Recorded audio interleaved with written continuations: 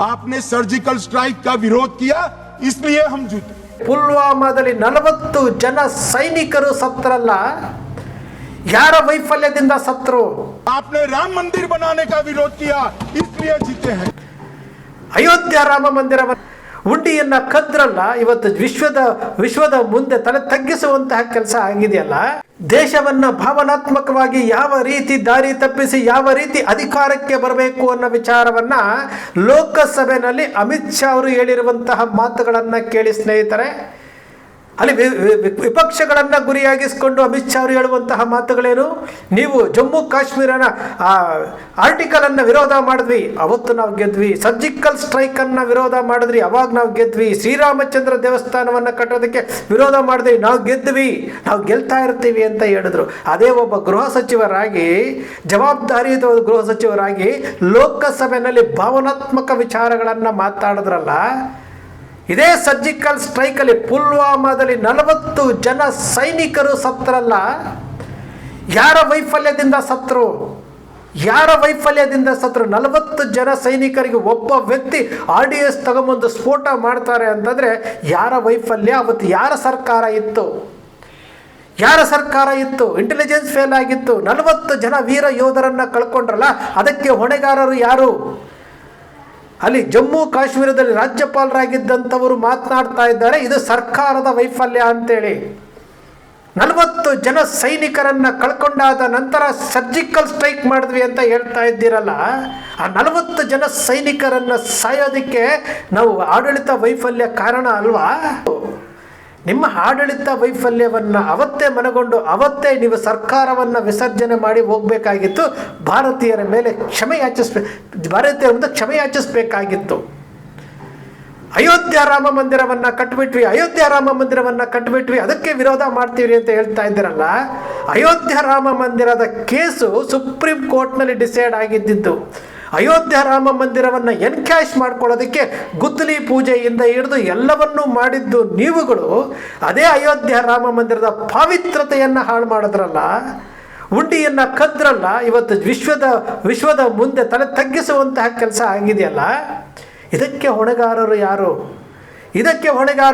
ದೇವರನ್ನೂ ಬಿಡ್ತಾ ಇಲ್ವಲ್ಲ ಸ್ವಾಮಿ, ದೇವರನ್ನೂ ಬಿಡ್ತಾ ಇಲ್ವಲ್ಲ. ಲೋಕಸಭೆಯಲ್ಲಿ ಭಾವನಾತ್ಮಕವಾಗಿ ಮಾತಾಡೋದಲ್ಲ. 3ನೇ ಬಾರಿಗೆ ನಮಗೆ ಅಧಿಕಾರ ಕೊಡಿ, ಮೋದಿಯನ್ನು ಪ್ರಧಾನಮಂತ್ರಿ ಮಾಡಿ ಗೋಮಾಂಸ ರಫ್ತನ್ನು ನಿಲ್ಲಿಸ್ತೀವಿ ಅಂತ ಹೇಳಿದಂಥವ್ರು ಇದೇ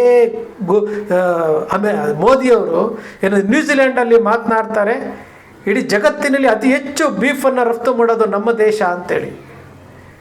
ಯಾವ ರೀತಿಯಲ್ಲಿ ಮಾತನಾಡ್ತಾ ಇದ್ದೀರಿ? ನಾಲಿಗೆ ಒಂದಿರಬೇಕು. ವಿದೇಶದಲ್ಲಿರುವಂತಹ ಕಪ್ಪು ಹಣ ತರ್ತೀವಿ ಅಂತೇಳಿ 2014ರಲ್ಲಿ ಜನರನ್ನು ಆಸೆ ಹುಟ್ಟಿಸಿ ಜನರಿಗೆ ದಾರಿ ತಪ್ಪಿಸಿ ಅಧಿಕಾರಕ್ಕೆ ಬಂದ್ರಲ್ಲ. 13 ವರ್ಷ ಆಯ್ತಲ್ಲ, ಇವತ್ತಿನವರೆಗೆ ಒಂದೇ ಒಂದು ಬಿಡಿಗಾಸು ಕಪ್ಪು ಹಣ ಬಂತ? 100 ದಿವಸದಲ್ಲಿ ತರ್ತೀನಿ ಅಂತ ಹೇಳಿದಂಥವ್ರು ದೇವರನ್ನ, ಧರ್ಮವನ್ನ, ಸೈನಿಕರನ್ನ, ದೇಶವನ್ನ ಇದಿಷ್ಟು ಬಳಸ್ಕೊಂಡು ತಾನೇ ನೀವು ಅಧಿಕಾರ ಮಾಡ್ತಾ ಇರುವಂಥದ್ದು. ನಿಮಗೆ ಒಳ್ಳೆ ಆಡಳಿತ ಕೊಡಬೇಕು ಅನ್ನೋದಿಲ್ಲ, ನೀವು ಕೊಟ್ಟಂತಹ ಪ್ರಣಾಳಿಕೆಯಲ್ಲಿ ಇದನ್ನು ಈಡೇರಿಸಿದ್ದೀವಿ ಅನ್ನೋದಿಲ್ಲ. ಇವತ್ತು ದೇಶದ ಸಾಲ ಎಷ್ಟಿದೆ ರೀ? ದೇಶದ ಸಾಲ ಎಷ್ಟಿದೆ? ನಿಮ್ಮದೇ ಸರ್ಕಾರದ ಹಣಕಾಸು ಸಚಿವರು ರಾಜ್ಯಸಭೆಯಲ್ಲಿ ಹೇಳಿರುವಂತಹ ಮಾಹಿತಿ 200 ಲಕ್ಷ ಕೋಟಿ ದಾಟೋಗಿದೆ. ಬರೀ 13 ವರ್ಷದಲ್ಲಿ 155 ಲಕ್ಷ ಕೋಟಿ ಸಾಲ ಮಾಡಿದ್ದೀರಿ. ಇಂತಹ ಸಾಧನೆಗಳ ಬಗ್ಗೆ ಮಾತನಾಡಬೇಕ್ರಿ. ಡಾಲರ್ನ ಮೊತ್ತ ಆಕಾಶಕ್ಕೆ ಏರ್ತಾ ಇದೆ, ಇದ್ರ ಬಗ್ಗೆ ಮಾತನಾಡಬೇಕು. ಉಗ್ರಗಾಮಿಗಳ ಚಟುವಟಿಕೆಗಳು ಇವತ್ತು ಭಾರತ ದೇಶದಲ್ಲಿ ಇದೆ ರೀ. ಇಲ್ಲಿ ಬಾಲ್ಕೋಟ್ ಆಗಿರ್ಬೋದು, ಉರಿ ಆಗಿರ್ಬೋದು, ಪಠಾನ್ಕೋಟ್ ಆಗಿರ್ಬೋದು, ಉರಿ ಆಗಿರ್ಬೋದು, ದೆಹಲಿಯ ಸ್ಫೋಟಗಳಾಗಿರ್ಬೋದು, ಇವೆಲ್ಲ ಯಾವಾಗ ನಡೆದಿರುವಂಥದ್ರಿ? ಯಾಕೆ ಈ ಥರ ದಾರಿ ತಪ್ಪಿಸುವಂಥ ಕೆಲಸ ಮಾಡ್ತಾ ಇದ್ದೀರಿ? ಲೋಕಸಭೆಯಲ್ಲಿ ಒಬ್ಬರು ಗೃಹ ಸಚಿವರಾಗಿ ಯಾವ ಮಾತನ್ನು ಹಾಡಬೇಕು ಗೊತ್ತಿಲ್ವಾ? ಸರ್ಜಿಕಲ್ ಸ್ಟ್ರೈಕ್ ಮಾಡಿದ್ದು ಯಾತಕ್ಕೋಸ್ಕರವಾಗಿ? ಪುಲ್ವಾಮಾದಲ್ಲಿ ನೀವು ಬಲಿಷ್ಠವಾಗಿದ್ದಿದ್ರೆ 40 ಜನ ಯೋಧರು ಸಾಯ್ತಿದ್ರ? ಅದನ್ನು ಬಳಸ್ಕೊಂಡು ನರೇಂದ್ರ ಮೋದಿಯವರು ಚುನಾವಣೆ ಹೇಳುವಂಥದ್ದು, ಮೊದಲ ಟೈಮ್ನಲ್ಲಿ ವೋಟ್ ಹಾಕುವಂಥವರು ಅವರನ್ನು ನೆನಪಿಸ್ಕೊಳ್ಳಿ ಅಂತ. ಪೆಹಲ್ಗಾಮಲ್ಲಿ ಭಾರತದ ಏನು ಹೆಣ್ಣು ಮಕ್ಕಳು ಜೀವ ಕಳ್ಕೊಂಡ್ರಲ್ಲ, ಗಂಡಂದ್ರ ಜೀವ ಕಳ್ಕೊಂಡ್ರಲ್ಲ, ಆ ಉಗ್ರಗಾಮಿಗಳು ಬಂದು ಅದೇ ಪೆಹಲ್ಗಾಮಲ್ಲಿ ಬಂದು ರಾಜಾರೋಷವಾಗಿ ಗುಂಡು ಹಾರಿಸ್ತಾರೆ. ಆರಿಸಿ ಅವರು ಹೋಗ್ತಾರೆ, ಹೊರಗಡೆ ಹೋಗ್ತಾರೆ. ಇವತ್ತಿನವರೆಗೂ ಆ ಉಗ್ರಗಾಮಿಗಳು ಯಾರು ಅಂತೇಳಿ ಗೃಹ ಸಚಿವರು ಯಾವತ್ತಾದರೂ ಇದರಲ್ಲಿ ಲೋಕಸಭೆಯಲ್ಲಿ ಹೇಳಿದ್ದಾರಾ? ಅವ್ರು ಯಾರು ಅಂತ ಕಂಡಿಡ್ದಿದ್ದಾರಾ? ಯಾರ ವೈಫಲ್ಯ? ಪೆಹಲ್ಗಾಮಲ್ಲಿ ಸತ್ತಂಥವರೆಲ್ಲರೂ ಸಹ ಭಾರತೀಯರೇ. ಅವರ ಸಾವಿಗೆ ಕಾರಣಕರ್ತರು ಯಾರು? ಮಾತಾಡೋದಿಲ್ಲ ಅಲ್ಲ. ಪೆಹಲ್ಗಾಮಲ್ಲಿ ಆಗಿದ ತಕ್ಷಣ ಆಪರೇಷನ್ ಸಿಂಧೂರ ಅಂತ ಮಾಡಿ ಅಲ್ಲೂ ಭಾವನಾತ್ಮಕ ವಿಚಾರಗಳನ್ನು ಮಾತಾಡ್ತೀರಿ. ಪಾಕಿಸ್ತಾನನ 4 ಭಾಗ ಮಾಡಿಬಿಡ್ತವೆ ಅಂತೇಳ್ಬಿಟ್ಟು ಹೊರಡ್ತೀರಿ. ಟ್ರಂಪ್ ಹೇಳಿದ ತಕ್ಷಣವೇ ಏನು ವಾಪಸ್ ಬಂದ್ಬಿಟ್ಟು ಯುದ್ಧವನ್ನು ನಿಲ್ಲಿಸ್ತೀರಿ. ಇದೇನಾ ನಿಮ್ಮ ಬದ್ಧತೆ? ಇದೇನಾ ಈ ದೇಶವನ್ನು ಕಾಪಾಡ್ತಾ ಇರುವಂಥದ್ದು? ಒಂದೇ ಒಂದು ವಿಚಾರದಲ್ಲಿ, ಯಾವುದಾದ್ರೂ ಒಂದೇ ಒಂದು ವಿಚಾರದಲ್ಲಿ ಹೌದು ನಾವಿದು ಮಾಡಿದ್ದೇವೆ, ಇದು ಮಾಡ್ತಾ ಇರ್ಬೋದು, ಸತ್ಯ ಸರಿಯಾದಂತಹ ದಾರಿ ಇದೆ ಅಂತೇಳ್ಬಿಟ್ಟು ಒಂದೇ ಒಂದು ವಿಚಾರವನ್ನು ನೀವು 2014 ಮೇ ತಿಂಗಳಿಂದ ಇವತ್ತಿನವರೆಗೂ ಆಗಿರುವಂಥ ಒಂದೇ ಒಂದು ವಿಚಾರ ಜನರ ಮುಂದೆ ಹೇಳಲಿಕ್ಕಾಗುತ್ತಾ? ಅಚ್ಚೇದೀನ್ ಅಂತ ಹೇಳ್ಬಿಟ್ಟು ಜನರನ್ನು ಇವತ್ತು ಏನು ಮರಣಶಯದಲ್ಲಿ ತೆಗೆದುಕೊಂಡು ಹೋಗ್ತಾ ಇದ್ದೀರಲ್ಲ. ಮಾತೆತ್ತಿದ್ರೆ ಭಾವನಾತ್ಮಕವಾಗಿ ಮಾತನಾಡ್ತೀರಾ. ಶ್ರೀರಾಮಚಂದ್ರನನ್ನು ಬಳಸ್ಕೊಳ್ತೀರಾ. ಶ್ರೀರಾಮಚಂದ್ರನ ಮೂರ್ತಿಯ ದೇವಸ್ಥಾನದಲ್ಲಿ ಕಳ್ಳತನ ಆಗುತ್ತೆ ಅಂತಂದರೆ, ಬದ್ರಿನಾಥ ದೇವಸ್ಥಾನದಲ್ಲಿ ಕಳ್ಳತನ ಆಗುತ್ತೆ ಅಂತಂದರೆ ಯಾವ ಸಾಧನೆ ರೀ ನಿಮ್ದೆಲ್ಲಾನು? ಯಾವ ಸಾಧನೆ?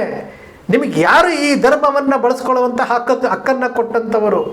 ಹಿಂದೂ ಧರ್ಮವನ್ನು ಬಳಸ್ಕೊಳ್ಳುವಂಥ ಹಕ್ಕನ್ನು ಯಾರು ಕೊಟ್ಟರು ನಿಮಗೆ ಕೊಟ್ಟಂಥವ್ರು ಯಾರು? ನಿಮ್ಮ ಅದೆಷ್ಟೋ ವೈಫಲ್ಯಗಳನ್ನು ಆಡಳಿತ ಅಂದರೆ ಆಡಳಿತ, ಲೋಕಸಭೆಯಲ್ಲಿ, ರಾಜ್ಯಸಭೆಯಲ್ಲಿ, ವಿಧಾನಸಭೆಯಲ್ಲಿ, ವಿಧಾನ ಪರಿಷತ್ನಲ್ಲಿ ನೀವು ಮಾತನಾಡಬೇಕಾಗಿರೋದು ಓನ್ಲಿ ಆಡಳಿತ ಮಾತ್ರ. ನಿಮ್ಮ ಆಡಳಿತದ ಸಫಲತೆ, ಆಡಳಿತದ ವಿಫಲತೆ ಮಾತ್ರ. ನೀವು ಧರ್ಮವನ್ನು ಬಳಸ್ಕೊಳ್ಳೋದಲ್ಲ, ನೀವು ಇನ್ನೊಂದನ್ನು ದೇಶವನ್ನು ಬಳಸ್ಕೊಳ್ಳೋದಲ್ಲ. ನೀವು ಈ ದೇಶಕ್ಕೆ ಅಪಚಾರ ಮಾಡುವಂತಹ ರೀತಿಗಳಲ್ಲಿ ಮಾತನಾಡ್ತಾ ಇದ್ದೀರಿ. ಆ ಕೆಲಸ ದಯವಿಟ್ಟು ಮಾಡೋಕ್ಕೆ ಹೋಗಬೇಡಿ. ನೀವು ಕಂಪ್ಲೀಟಾಗಿ ನೀವು ಹೇಳಿರುವಂಥ ಅಷ್ಟು ವಿಚಾರಗಳು ಅಷ್ಟು ವಿಫಲ ಆಗಿರುವಂಥದ್ದು. ನೀವು ದೇವರನ್ನು ಬಳಸ್ಕೊಂಡು ಲೋಕಸಭೆಯಲ್ಲಿ ಏನು ವೈರಲ್ ಆಗ್ತಾ ಇದೆ, ಸತ್ತು ಹೋದಂತಹ ಮಾಧ್ಯಮಗಳು ಮಾತಾಡ್ತಾ ಇಲ್ಲ. ಇವತ್ತು ಜೀವ ಕಳ್ಕೊಂಡಿರುವಂತಹ ಮಾಧ್ಯಮಗಳಿಗೆ ನಾವು ಪ್ರಶ್ನೆ ಕೇಳಬೇಕು ಅಂತ ಅನ್ನಿಸ್ತಾ ಇಲ್ಲ. ಯಾವ್ದ್ರಿ ಇಡೀ ಲೋಕಸಭೆಯಲ್ಲಿ ಎಷ್ಟು ಜನ ಸಚಿವರಿದ್ದಾರೆ? ಏನು ಟಾರ್ಗೆಟ್ ಇರೋದೇ ಇಬ್ಬರೇನಾ? ನರೇಂದ್ರ ಮೋದಿಯವರು ಇವತ್ತು ಇನ್ಸ್ಟಾಗ್ರಾಮಲ್ಲಿ ಬಂದು ವಿಡಿಯೋಗಳನ್ನು ಮಾಡ್ತಾರೆ. ಲೋಕಸಭೆಯಲ್ಲಿ ಮಾತಾಡಲ್ಲ, ಪತ್ರಿಕಾಗೋಷ್ಠಿಯಲ್ಲಿ ಮಾತಾಡಲ್ಲ. ಇದೆಂತಹ ಪ್ರಜಾಪ್ರಭುತ್ವ? ಇದೆಂತಹ ಸಂವಿಧಾನಕ್ಕೆ ನೀವು ಗೌರವ ಕೊಡ್ತಾ ಇರುವಂಥದ್ದು? ಈ ದೇಶ ಯಾರು ಒಬ್ಬರ ಸೊತ್ತಲ್ಲ, 145 ಕೋಟಿ ಜನಸಂಖ್ಯೆಯ ಸೊತ್ತಿದು. ಈ ಸ್ವತಂತ್ರಕ್ಕೋಸ್ಕರವಾಗಿ ಲಕ್ಷಾಂತರ ಜನ ಬಲಿದಾನ ಮಾಡಿದ್ದಾರೆ. ನೀವು ಆಡಳಿತಕ್ಕೋಸ್ಕರವಾಗಿ ಈ ರೀತಿ ದಾರಿ ತಪ್ಪಿಸುವಂಥ ಕೆಲಸ ಯಾರೂ ಮಾಡಬಾರ್ದು. ಅಮಿತ್ ಶಾ ಅವರು ಲೋಕಸಭೆಯಲ್ಲಿ ಮಾತನಾಡಿರುವಂತಹ ಕಾರ್ಯವೈಖರಿ ಹೇಗಿತ್ತು ಅಂತಂದರೆ, ಇವರೇ ಮಾಡಿರುವಂತಹ ತಪ್ಪನ್ನು ಮುಚ್ಕೊಳ್ಳೋದಕ್ಕೆ ಇವರೇ ವಿಪಕ್ಷಗಳು ಪ್ರಶ್ನೆ ಮಾಡ್ತಾ ಇದ್ದಾರೆ, ಅವರಿಗೆ ಪ್ರಶ್ನೆ ಮಾಡುವಂತಹ ಕೆಲಸ, ಆ ಕೆಲಸ ಯಾರೂ ಮಾಡಬಾರ್ದು. ಕಂಪ್ಲೀಟ್ ಫೇಲ್ಯೂರ್ ಆಗಿರುವಂಥದ್ದು. ಸರ್ಜಿಕಲ್ ಸ್ಟ್ರೈಕ್ ಆಗಿದ್ದು ಎಲ್ಲಿ? ಪುಲ್ವಾಮಾ ವಿಚಾರದಲ್ಲಿ. ಪೆಹಲ್ಗಾಮಲ್ಲಿ ಸತ್ತಿರುವಂಥದ್ದು ಯಾರ ವೈಫಲ್ಯ? ನಿಮ್ಮ ವೈಫಲ್ಯ. ಪುಲ್ವಾಮಾ ಆಗಿರುವಂಥದ್ದು ಯಾರ ವೈಫಲ್ಯ? ನಿಮ್ಮ ವೈಫಲ್ಯ. ಅಯೋಧ್ಯ ರಾಮ ಮಂದಿರದಲ್ಲಿ ಆಗಿರುವಂಥ ವೈಫಲ್ಯ ಯಾವುದು? ನಿಮ್ಮ ವೈಫಲ್ಯ. ಎಲ್ಲವನ್ನೂ ನಿಮ್ಮ ವೈಫಲ್ಯದಲ್ಲಿ ಬರುತ್ತೆ. ಆದರೂ ಸಹ ವಿಪಕ್ಷಗಳ ಬಾಯಿ ಮುಚ್ಚೋದಕ್ಕೆ ಭಾವನಾತ್ಮಕವಾಗಿ ಮಾತನಾಡ್ತೀರಾ. ಈ ದೇಶದ ಜನರನ್ನು ದಾರಿ ತಪ್ಪಿಸೋದಕ್ಕೆ ಹೋಗ್ತಾ ಇದ್ದೀರಾ. ಈ ದೇಶದ ಪ್ರತಿಯೊಬ್ಬ ಭಾರತೀಯ ಪ್ರಜೆ ರಾಜಕಾರಣಿಗಳನ್ನು ದೇವರಂತ ಮೆರೆಸಕ್ಕೆ ಹೋಗ್ತಾ ಇದ್ದಾರೆ. ಆ ಕೆಲಸ ಮಾಡೋಕ್ಕೆ ಹೋಗ್ಬೇಡಿ. ದೇಶ ಮುಖ್ಯ. ನೀವು ಯಾವ್ಯಾವ ಧರ್ಮದಲ್ಲಿ ಇರ್ತಾರೋ ನಿಮ್ಮ ಧರ್ಮಗಳು ಮುಖ್ಯ. ದೇಶ ಮುಖ್ಯ. ಸುಳ್ಳು ಹೇಳುವಂಥದ್ದು ಒಂದು ಕಾಲದಲ್ಲಿತ್ತು. ಸುಳ್ಳು ಹೇಳಿದ್ರೆ ನರಕಕ್ಕೆ ಹೋಗ್ತಾನೆ ಅಂತೇಳಿ, ತಾಯಾಣೆ ಅಂದರೆ ನರಕಕ್ಕೆ ಹೋಗ್ತಾನೆ ಅಂತೇಳಿ. ಆದರೆ ಇವತ್ತು ರಾಜಕಾರಣಿಗಳು ಸುಳ್ಳು ಆಣೆಗಳು ಹೇಳಿ ಇಡೀ ಧರ್ಮದ ವಿಚಾರವನ್ನು ತೆಗೆದುಕೊಂಡು ಬಂದು ಧರ್ಮಕ್ಕೆ ಅಪಚಾರ ಮಾಡ್ತಾ ಇರುವಂಥದ್ದು. ಸ್ನೇಹಿತರೆ, ನಿಮ್ಮ ಅಕ್ಷರ ಮೀಡಿಯಾ ಸೃಷ್ಟಿ ಮಾಡೋದಿಲ್ಲ, ಕಲ್ಪನೆ ಮಾಡೋದಿಲ್ಲ, ವಾಸ್ತವದ ವಿಚಾರವನ್ನು ವಿಶ್ಲೇಷಣೆ ಮಾಡ್ತದೆ. ನಿಮ್ಮ ಅಕ್ಷರ ಮೀಡಿಯಾದ ವಿಶ್ಲೇಷಣೆ ನಿಮ್ಗೆ ಇಷ್ಟ ಆಯಿತು ಅಂದರೆ ಸಬ್ಸ್ಕ್ರೈಬ್ ಆಗಲಿಲ್ಲ ಅಂದರೆ ಸಬ್ಸ್ಕ್ರೈಬ್ ಮಾಡ್ಕೊಳ್ಳಿ. ಪಕ್ಕದಲ್ಲಿ ಕಾಣುವಂಥ ಬೆಲ್ ಐಕಾನ್ ಪ್ರೆಸ್ ಮಾಡಿ, ಶೇರ್ ಮಾಡಿ, ಪ್ರೋತ್ಸಾಹ ನೀಡಿ.